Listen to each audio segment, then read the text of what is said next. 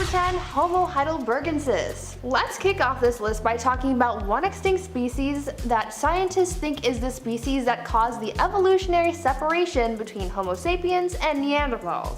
This is exciting stuff. Homo heidelbergensis was one of our common ancestors who lived between 700,000 and 200,000 years ago. I say that backwards because lineage. You get it. They were believed to have lived in Europe and Asia. These early humans were believed to have been our first ancestors to live in colder climates due to their physical makeup. Homo heidelbergensis were short and had wide bodies, which scientists think was adapted in order to conserve heat since they lived in colder climates. It's also hypothesized that these ancient humans were the first to routinely hunt large animals like wild deer, horses, elephants, hippos, and rhinos, build shelters, and create dwellings out of wood and rock. They were innovators who had definite control over fires and wooden tools. Appearance-wise, they had a large brow bridge, larger brain case, and a flatter face. Evidence suggests that they worked in groups, which they definitely would have needed to in order to hunt large prey, since at the time, humans were relatively low on the food chain, unlike today, where modern humans stand as the top predator. Homo heidelbergensis marked a turning point in human evolution, and I call that positive growth. At number 9, Homo rudolfensis. Now let's throw it back to one of the older extinct human species on this list. Homo rudolfensis dwelled in eastern Africa between 1.9 and 1.8 million years ago, and their fossils have been found in areas like northern Kenya, northern Tanzania, and Malawi. Homo rudolfensis was one of many human species living around the same time and area.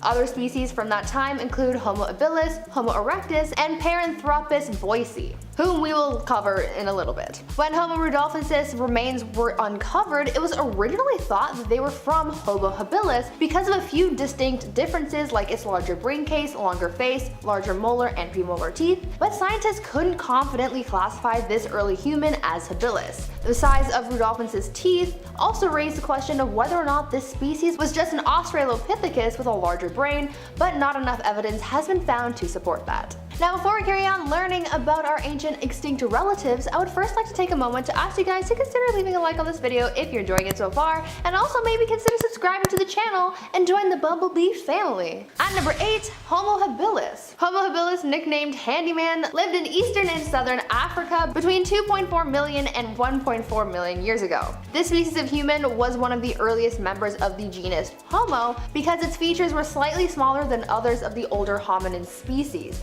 but habilis still had ape-like features such as long arms and a moderately prognathic face, which basically means that their lower jaw was still protruding a bit like other apes. This species was given the nickname Handyman because it's believed that they were the first makers of stone tools thanks to their larger brains.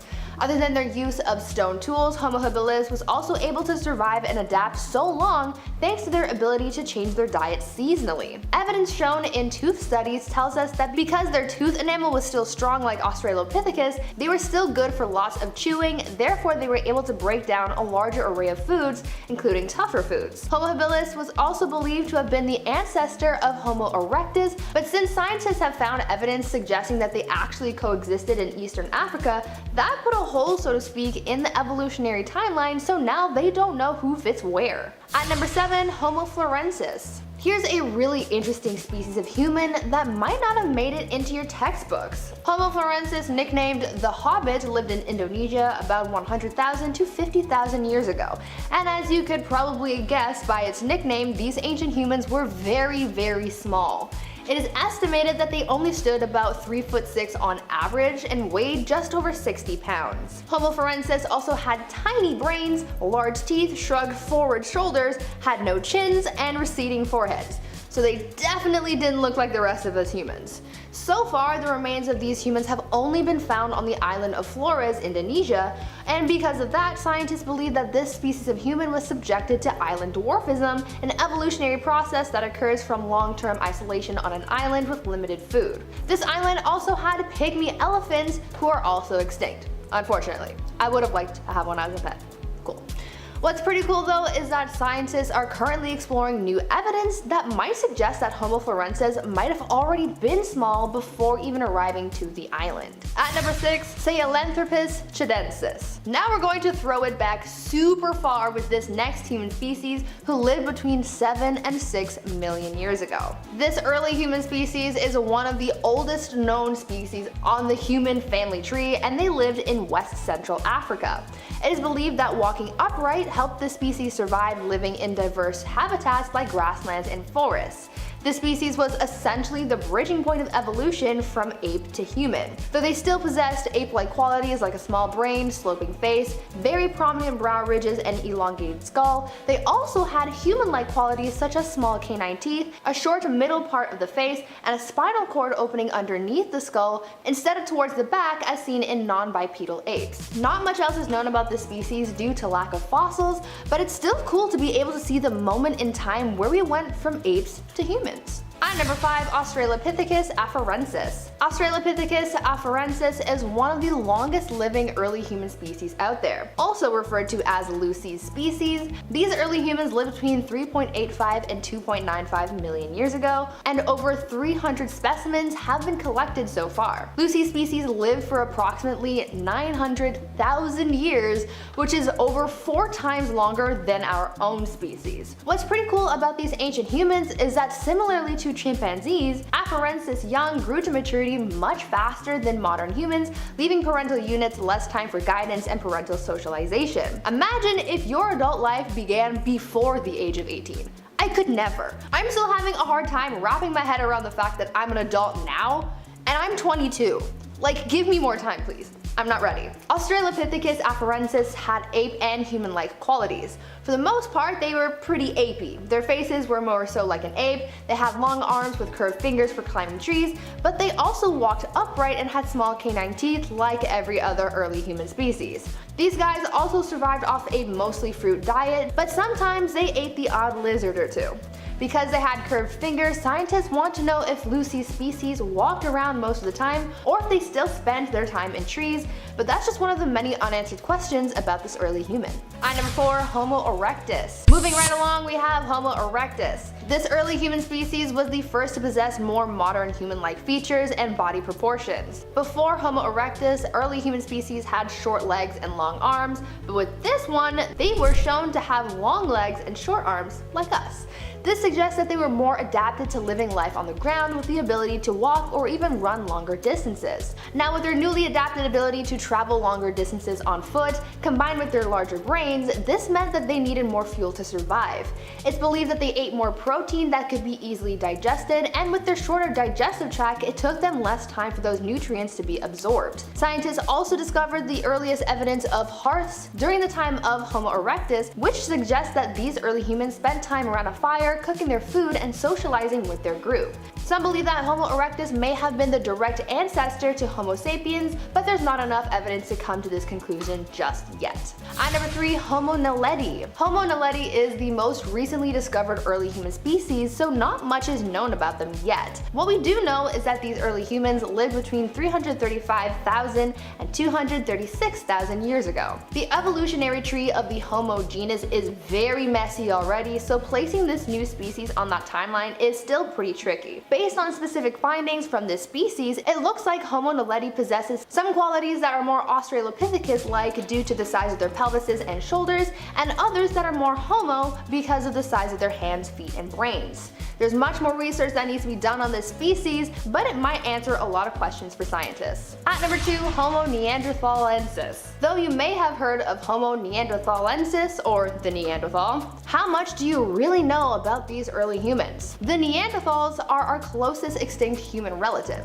Though they are known for their signature face shapes with their large faces, angled cheekbones, and large noses, they're also some of the most interesting early humans because evidence has been found that paints a picture of their behaviors and rituals. Neanderthals created and used a wide array of tools. They controlled fire, lived in shelters, made and wore clothing, they were good at hunting, and they even made ornamental or symbolic items, which really wasn't a thing before them.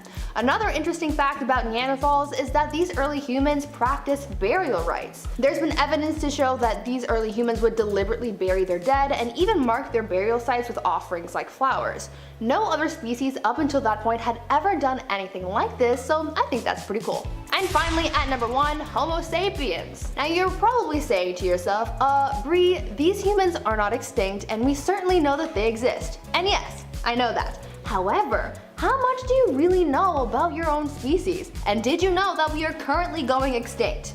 Yeah, let's start with the facts though. We, Homo sapiens, popped up on this earth in Africa about 300,000 years ago, and we've been here ever since. Go us, I think. Debatable. What made us different from other humans who were lurking about was our ability to adapt. See, when times got rough for other early humans, most of them weren't able to adapt to their environment and they soon died off, whether from the elements or from being killed. On top of that, we were skilled with our weapons and tools. We were able to make smaller, more complex, refined tools, including composite stone tools, fish hooks and harpoons, bows and arrows, spear throwers, and sewing needles. Soon, we were able to go from hunting and gathering to farming, changing the earth to fit our needs rather than hunt for whatever we could. We were able to go off and travel the world, settling in every continent, developing cultures, cities, empires, and accidentally domesticating dogs. 'Cause yeah, we kinda did that. At number 10, Paranthropus robustus. Let's kick things off with a genus of hominin that we didn't get to discuss in our last video. The genus Paranthropus was a group of now extinct hominins known for their robust skulls and distinct jaw shapes. Paranthropus robustus was one of 3 species within this genus and lived between 1.6 and 1.2 million years ago in southern Africa. These hominins were quite short compared to later humans, standing at an average height of 3'9" for males and 3'3" for females, so these guys were pretty short. This species was known for their chewing. Yeah, weird flex, I know, but the standards for excellence were pretty low 1.6 million years ago. Their teeth and jaws were specifically designed for eating tough fibrous foods, and their jaw muscles were very large and strong to make all that happen, hence the name robustus. Other than their impressive eating abilities, not much else has been discovered about this species. No stone tools have been associated with Paranthropus robustus, however it is believed that they did use bones as tools to dig in termite mounds for snack time. At number 9, Paranthropus boise. Up next we have another species of Paranthropus, Paranthropus boise. This early hominin came before Paranthropus robustus and lived in eastern Africa between 2.3 and 1.2 million years ago. Much like other classifications of Paranthropus, this species also had a specialized skull for intense chewing. They had very large faces because of their large jaws and temporalis muscles, which are the muscles that you use for chewing. What Paranthropus boise had that other members of his genus didn't was thick dental enamel. In fact, boise had the thickest dental enamel of any early human. They also had larger teeth than Paranthropus robustus, and these guys basically just lived to eat. It was their only real skill. Other than their eating habits, we know that Paranthropus boise also lived mostly in grasslands. Now before we carry on talking about our extinct ancestors and talking about their ancient lineage, I would first like to take a moment to ask you guys to consider subscribing to the channel. We've got so many awesome videos for you guys to enjoy and learn from, so come join the Bumblebee family. Moving on to the third species in the Paranthropus genus, we have Paranthropus aethiopicus. Because very few fossils of this species have been discovered, scientists don't really know much about Paranthropus aethiopicus. But we do know that they lived between 2.7 and 2.3 million years ago in eastern Africa. Like the rest of his Paranthropus pals, he was built to eat. The shape and size of this species' teeth suggest that they lived on a mostly vegetarian diet. Since we don't really know much else about this species, I'll instead tell you about what happened to the Paranthropus genus. Well, obviously they all went extinct, but funnily enough, they died off as a result of the very thing that they were designed for. This genus was designed to eat, but eventually they hit an evolutionary dead end, and they all just sort of died off because they were too specialized and couldn't adapt to the new food sources being produced by Africa's changing climate. Paranthropus also shows no direct connection to the family tree that produced Homo sapiens, so when you look at things, Paranthropus kind of just existed on this earth for a hot minute and pretty much accomplished nothing. That's pretty depressing. At number 7, Australopithecus africanus. In our last video, I told you guys about Australopithecus afarensis, but today I'm going to tell you about his relative, Australopithecus africanus. This early human lived in southern Africa between 3.3 and 2.1 million years ago. They were anatomically similar to Australopithecus afarensis, having a combination of ape-like and human characteristics. Compared to afarensis, africanus had a rounder head and smaller teeth. The remains of Africanus also indicated that they were adapted for walking around bipedally, but they were also adapted for climbing as well. For a while, scientists thought that Australopithecus was a hunter after finding bones near their remains that at the time suggested that they used bones as tools and weapons, but it was later discovered that it was predators like lions, leopards, and hyenas who were responsible for leaving those bones behind. Those same predators were also responsible for hunting down Australopithecus africanus as well and making them part of their midnight snack. At number 6, Ardipithecus ramidus. Ardipithecus, aka Ardi, was a genus of early hominin who lived about 4.4 million years ago in eastern Africa.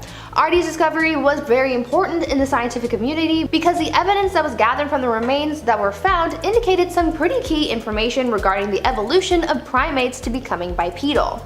The foot bones discovered indicated a large toe combined with a rigid foot, and this combined with a reconstruction of Ardi's pelvic bone showed adaptations that combined tree climbing and bipedal activity. Ardi's discovery also opened a debate that contradicted the previous theory that the origin of bipedality occurred in the open savanna because Ardi's fossils indicated that she actually lived in a wooded environment. Before this, scientists believed that humans started to walk on 2 legs rather than 4 as a result of the climate becoming drier as environments became more open and grassy. At number 5, Aurorantugenensis. Aurorantugenensis is one of the oldest early humans in our lineage. Auroran lived between 6.2 and 5.8 million years ago and was first discovered in 2001, giving him the nickname the Millennial Man. So far, 13 fossils have been found from 5 different specimens of Aurorantugenensis, and so far what we know about this species is that they had teeth that were similar to modern humans, but more importantly that evidence from their upper femur suggests that they were bipedal, given the evidence of bone buildup found on other bipeds. This species was also able to climb trees, but this discovery was very exciting for scientists because this evidence showed that early humans started their journey of bipedalism so long ago. Because this species is at the base of the human family tree, it had more ape-like qualities than anything else, other than the fact that it was probably bipedal. So far, Aurorantugenensis is the only species in the Auroran genus. At number 4, Kenyanthropus platyops. Not much is known about this next species, but we do know that they had an early human companion back in the day, and that companion was Lucy, aka Australopithecus afarensis. Kenyanthropus platyops was a flat-faced, small-brained bipedal species that lived in eastern Africa about 3.5 million years ago during the time of Australopithecus afarensis. Kenyanthropus could represent a closer branch to modern humans on our evolutionary tree, but so far there isn't enough evidence to fully support that hypothesis. Was first discovered in the late 90s in, you guessed it, Kenya. And when the remains were discovered, scientists saw that this early human's fossils featured characteristics that were previously unseen with any other human fossils. Though comparing the remains of Kenyanthropus and Australopithecus afarensis, scientists noted that these 2 species had very different diets and therefore probably didn't have to fight for the same food source. So far, scientists don't exactly know how to place Kenyanthropus in our early human family tree because there isn't enough evidence, but some people believe that this species could be closely related to the Homo genus. At number 3, Australopithecus sediba. The discovery of Australopithecus sediba fossils in the Malpa Cave are one of the most complete early human fossil sets that have been found, and they give a lot of insight into the moment where the genus Homo evolved. This species lived between 1.97 and 1.98 million years ago, and some scientists believe that they are the bridging point between Australopithecus and Homo. Based on the size and shape of Australopithecus sediba's teeth, chest, pelvic bones, skull, and legs, scientists have been able to pinpoint where certain Homo characteristics came from and when these features appeared. Evidence found in the remains of Australopithecus sediba also showed that this species adapted to a different way of upright walking. Normally, we would see humans walking with their feet pointed straight out, but based on this species' remains, Australopithecus sediba walked with their feet pointing inwards, with their weight put on the outer parts of their feet, showing that humans evolved on more than one path of walking. At number 2, Ardipithecus cadaba. Ardipithecus cadaba was a species of early human who resembled very closely to a chimpanzee but was also bipedal. This species lived in Western Africa between 5.8 and 5.2 million years ago. Not much is known about Ardipithecus cadabra because this species is only known in the fossil record. However, these scientists are so good that they were able to determine this species' bipediality based on a toe bone alone, because they could see that this species was able to push off their toes as if they were walking like you or I. One of the only other things that we know about Ardipithecus cadabra is that they had teeth that were similar to that of chimpanzees, but they were more narrow, which suggests that they were designed to eat fibrous foods. At number 1, the Denisovans. Now this species is probably the most mysterious of them all because we know that they once existed, but there's not enough evidence and fossil data to actually give them a scientific name. Most of what we know about them comes from DNA evidence. The Denisovans were a species or subspecies of archaic human who once lived in Asia. This species is what some researchers call morphospecies, which are, quote, a group of biological organisms whose members differ from all other groups in some aspect of their form and structure. Basically, these quote-unquote humans looked nothing like us nor any of our ancient human ancestors. All we know about the Denisovans is that they are different. This species was discovered in a lab when scientists pulled 50,000-year-old DNA out of a finger bone of a fossil that was discovered in a cave in Siberia. Given their age and the location that the remains were found, researchers assumed that their DNA would match those of Neanderthals. However, their findings revealed that this DNA belonged to a group of humans who last shared an ancestor with Neanderthals approximately 765,000 years ago. Other than this information, not much else is known about this population. If more fossils are discovered, then they may be granted the scientific name of Homo denisova, but until then, they remain a mystery to the scientific community. Coming in at number 10, Nineveh. The Nineveh civilization was one of the oldest and most impressive civilizations of the ancient world. Located in what is now modern-day Mosul in Iraq, this civilization thrived mostly under the rule of King Sennacherib from 704 BC to 681 BC. Under his leadership, Nineveh was made the capital of the Assyrian Empire. Their kingdom was massive and had a lot of impressive infrastructure like a 15-gate wall around the city, as well as parks, aqueducts, canals, and an 80-room palace. This place was so extravagant that some scholars today believe that the famous Hanging Gardens of Babylon were actually located in Nineveh and were commissioned by King Sennacherib. Other than their infrastructure, their culture was also incredibly impressive as well.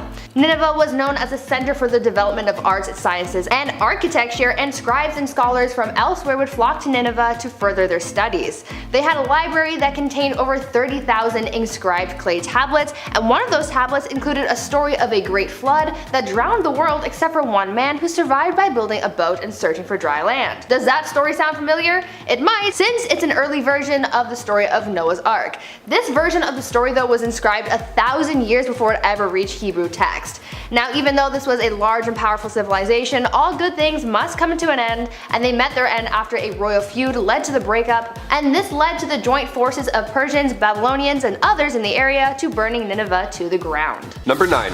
The Mesopotamian civilization. Next up, we have the first civilization ever recorded in history. Their origins date back to as early as 500 BC in what's now Iraq, Syria, and Turkey. Mesopotamia is a staple in history. It's actually the first society that developed agriculture, and its name translates to between rivers or land between rivers. It was a perfect spot to domesticate animals for farming and for food. The oldest wheel ever was found in southern Mesopotamian city of Ur. They invented the wheel, cursive writing, and something even more important than all, they invented beer. The oldest recipe for beer comes from Mesopotamia. Wheels, poems, beer, this sounds like the world's oldest, and dare I say it, best party. Of course, aliens also come into play too when looking back at Mesopotamian culture. They had an advanced understanding of the cosmos using astronomical instruments. Now, one of these instruments was this Venus tablet of Ammisadaka, which could predict these astronomical events. Maybe our earliest civilization made contact and now they're just trying to reach out. Can you get ghosted over a tablet? Probably. At number 8, Vinca. We're throwing it all the way back to the Neolithic period because we're talking about the Vinca civilization. Vinca is known as the oldest Neolithic civilization in Europe. These guys were establishing their own civilization in the Stone Age long before civilizations like Egypt and Mesopotamia.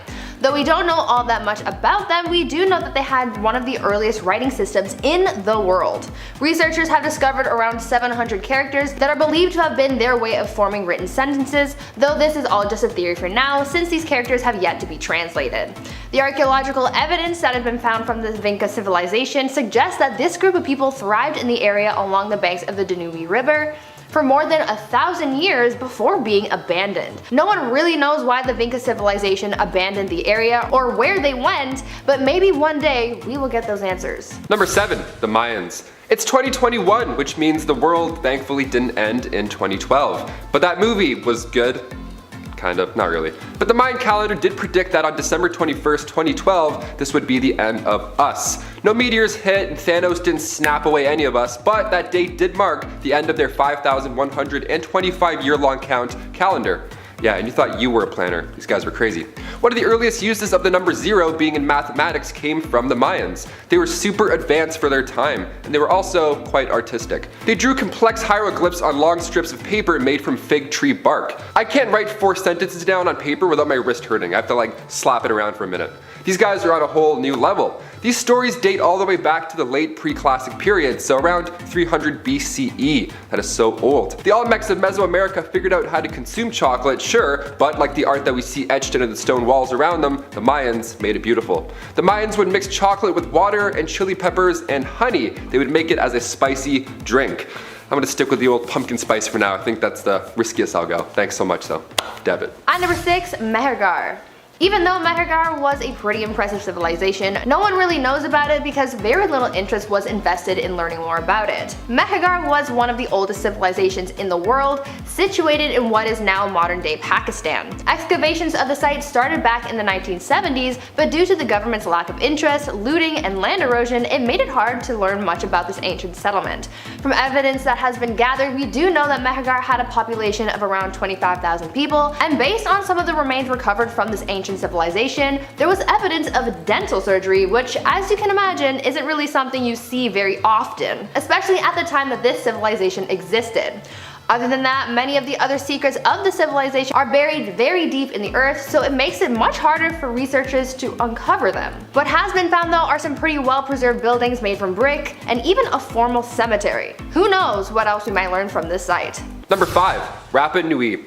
Also referred to as the Easter Islanders, the Rapa Nui is known most famously for their Easter Island heads, the moai, that still to this day reach up to 13 feet tall and weigh over 80 tons. Massive achievements. Now how did they build these things, and also how do they move them around? Well, there's of course a crazy alien theory, and it's my favorite theory of all. The indigenous Rapa Nui claim that these statues once roamed the land, like Night at the Museum, but with, less bubblegum and fun. There were once thousands of these sculptures, but during the 1700s, civil wars resulted in the Rapa Nui tearing them all apart. It was already an impressive feat building the moai, but in 1914, archaeologists discovered they also had bodies beneath them. Just like us YouTubers, you never know underneath here. We could be 7 feet tall, or we could be 5 feet tall. You really don't know. Look at this. You have no idea. The theory that all these statues would move around seems a little bit more plausible now that we know that. At number 4, Nubia. The ancient civilization of Nubia was almost like ancient Egypt adjacent until it wasn't.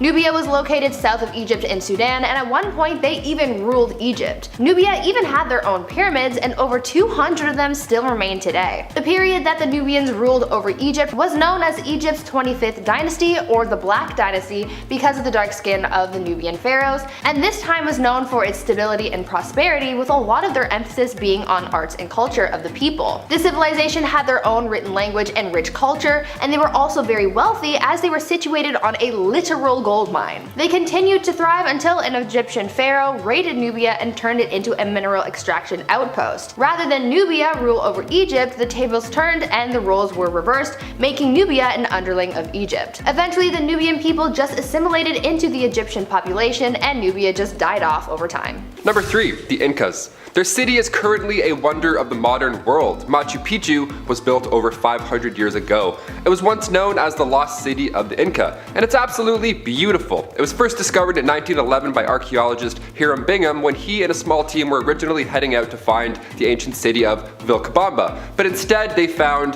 this landmark. The stones used to build the city were even heavier than they already look. We look at Stonehenge in disbelief right now, wondering how humans were able to lift those rocks. But look at this place. These stones each weighed over 50 tons, and with Machu Picchu literally translating to old mountain, those hills certainly don't look easy to climb. I complained about doing 2 trips carrying groceries. My back hurts just looking at this thing. The Inca were impressive builders. The city is designed perfectly. I mean, evidently. After 500 years of earthquakes and horrible weather, it's wild that the city is still in the shape that it's in. Elongated skulls were also found on the site by archaeologists, and many believe that it's aliens thanks to pop culture, but elongated skulls were actually a sign of royalty in the Incas. It's no surprise Machu Picchu is the most visited place in Peru. You just might want to take your trail shoes when you head over there. On number 2, Norte Chico civilization. The story of the Norte Chico civilization is fascinating, yet also shrouded in mystery. Overall, very little is known about the Norte Chico civilization, but it is believed that this pre-Columbian society is one of the oldest known civilization in the Americas. Researchers know more about this civilization's infrastructure than the way that the people lived. We know that they had huge buildings like pyramids and complex irrigation systems, but what makes this so bizarre is the fact that there's no evidence of any pottery in the civilization, which suggests that they don't know how to use it. How are you gonna build a whole pyramid but struggle to make a pot?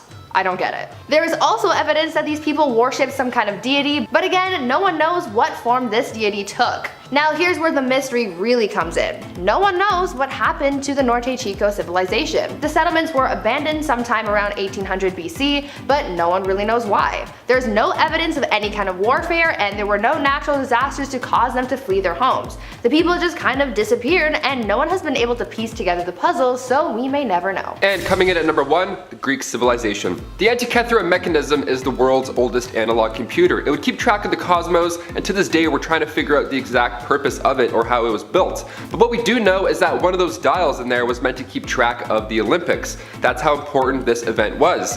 Thanks to the ancient Greeks, now we get to see dudes hucking shot puts at people. It's great. The ancient Greek civilization thrived in Greece around 500 BC to 2700 BC. The rich history of ancient Greeks spans such a long time that we've divided their time into periods, like the Archaic, Hellenistic, and Classical period. Their wine was so good that they had a wine god in the pantheon, god Dionysus. What an OG. It was deemed a hubris for Greeks to get intoxicated, so they would also add water to their wine. That way they could keep the party going all night, of course, but actually it was done so nobody became violent. Only god Dionysus would drink wine straight out. That's pretty hardcore. If inventing the Olympics wasn't badass enough, they also used stones instead of toilet paper, so I'll let you imagine that in your head. We'll leave on that note. That's a nice pretty image to finish on. Number 10, Basilosaurus. Sounds like a basilisk. You may be thinking, is she about to say that basilisks are real? Am I wrong? Probably. I don't know you. How are you? How's your day going? Me? I feel like I'm developing thalassophobia. I don't even know how to say that right. Welcome everyone to the Basilosaurus, an evil shark snake whale that actually existed on the planet for a while there. Of course, they were massive, growing to 50 to 85 feet long in size, but its size was about the only thing it had going for it, sadly. It couldn't echolocate, couldn't deep dive or breach, just had to kind of chill at one level. Theoretically, if you did see it while swimming, it couldn't and wouldn't chase you if you dove too deep or climbed up on land, because why would it? It looked terrifying and could kill you, but this creature was probably the one who only ever earned a participation badge in terms of most terrifying creature in the sea. If you're like me, you started out scared, but now you just kind of feel bad for the guy. There's a reason he didn't survive. Number 9, Tanystropheus. It's a water giraffe! Tanystropheus is essentially a water giraffe, except with short legs and a super long neck stretching up to 20 feet long. It could literally be standing on the ocean floor and just have its head poking up like a submarine telescope, just like. Which apparently is exactly what it did when hunting for food. Its front legs were shorter than its back legs, which somehow helped it pitch its neck above the surface to hunt for lunch on land. Fossils of the creature have been found near the waters of Europe and the Middle East and China, but exactly how much time they spent in the water versus on land is still debated. We may never know unless we find a mosquito or something conserved in resin that provides us with enough genetic info so we can bring them back to life. But that'll never happen, will it? Number 8, Jacalopterus. If you're having a bad day, then I have just the words to comfort you. Giant sea scorpion. You see? Nothing could be worse than that, except there is. I'm glad nature decided that we didn't need this and that they went extinct. It existed long before the dinosaurs and was a victim to the Permian-Triassic extinction event, which killed 90% of all life on Earth. One of the largest arthropods to ever exist, it reached about 8 feet long, which is about 3 feet larger than little me. Nothing really like it exists anymore, and its closest existing relatives to some degree is the horseshoe crab. They call it a sea scorpion, but whether its tail actually was venomous, we don't know. Archaeologists aren't sure, but its tail does resemble a scorpion, so they think it could be. Number 7, Helicoprion. Imagine a shark designed to cut pizza into 6 to 8 even slices. That is what a Helicoprion was. A prehistoric shark around 270 million years old, best known for its weird vertically circular toothy saw jaw. Paleontologists aren't quite sure as to where exactly its teeth protruded from. Some even consider that it might be attached to the tail or like the side. But the overall consensus was that it sat straight up in the mouth from the lower jaw. A specimen found in 1950 was located in a bay in Idaho, so we know they used to hang around that part of the world a bit. The mouth saw, as we're gonna call it, had 117 teeth, and based on a 3D animated model, scientists were able to determine that it did jut up from the lower jaw. Like that, like what is that? How did it eat? Like it just doesn't make sense. I'm not really surprised that this guy didn't last, because how would you deal with that? How? Number 6, Dunkleosteus. It's like a very big turtle mated with a shark and then immediately regretted it. Not as big as some of the other creatures I mentioned, but definitely something even they would hesitate to mess with. This dude wasn't a picky eater in any sense, weighing at 4,000 tons and measuring 33 feet long. This guy was ready and eager to compete with even the toughest ones on this list. Sharp teeth? Pfft, didn't eat them. It used 2 sharp blades to snap and crush its prey, carving through bone like a hot knife through butter.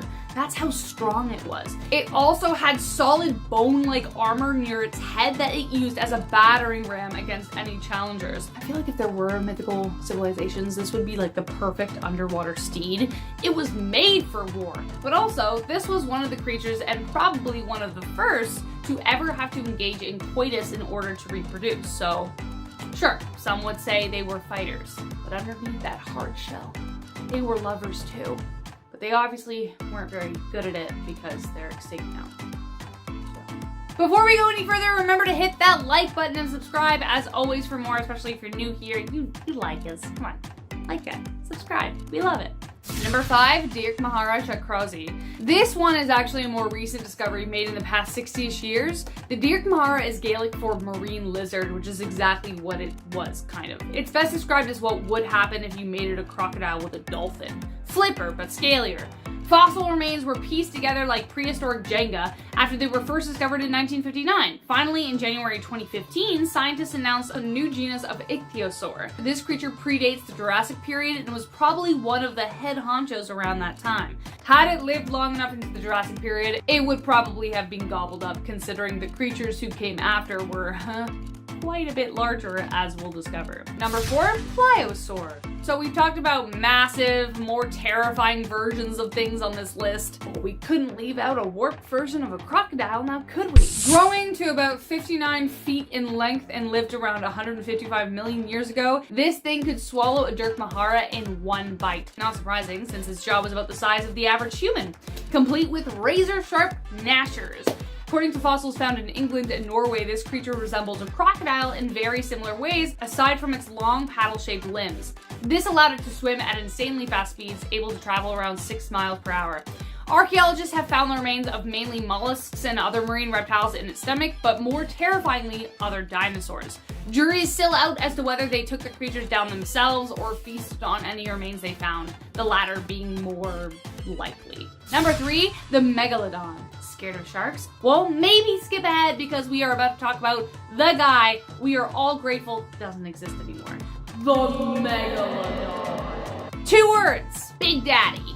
This guy was bigger than a school bus with giant teeth ready to tear into ambitious prey like whales and whatever else it felt like. Fossils of this mammoth of nightmares have been found across the world from Europe to Africa to North America. This beast had no boundaries, and of course, when you're as big as this guy, why would you? It's a common belief that they coexisted with dinosaurs, but they actually missed them by around 40 million years. They actually lived around 2.6 to 1.5 million years ago, which implies it may have been around for humans. The reason they went extinct, however, is assumed because of the Ice Age. The megalodon enjoyed warm waters, and it might have diminished its food supply, so thanks nature, you're the best. Number 2, Leviathan melvili, the ultimate killer whale. The whale's so big it had to eat other whales. And also, if you're wondering if I'm meaning to say Leviathan, I'm not. Though it was originally Leviathan, they had to change it because it was taken. So Leviathan it is. If you've heard the horrific story of Moby Dick, then this would be the whale that they face, though probably not because they were extinct long before the book was even written. They lived around 12 to 13 million years ago during the Miocene epoch and could grow up to 45 to 60 feet. The head alone was around 3 meters long. On top of their immense size, they had a terrifying set of sharp, deep-rooted teeth, each about the size of a 2-liter bottle of pop, which is more than double the size of a T-Rex's teeth. So if big teeth needs big game and the Leviathan rose to the occasion, from large squids to other whales, the Leviathan was a force to be reckoned with and one I never ever want to encounter. So if there's a trip going back in time, count me out. Number 1, the Tylosaurus. It sounds massive, it is massive. It makes you glad you weren't around 65 million years ago. The Tylosaurus was a water-bound lizard who had strong, sturdy limbs that evolved to eventually walk on land. Not a pleasant thought. Its gaping mouth allowed it to swallow creatures whole, or if it couldn't do that, its strong jaws and razor-sharp teeth took care of that. It could grow to the length of 45 feet. I'm 5'6", so it could fit about 8 of me. The remains of the great creature have been found all across Texas and Kansas. And if you love the 2015 Jurassic World film, you got a glimpse of the massive monster. Here's a clip to remind you.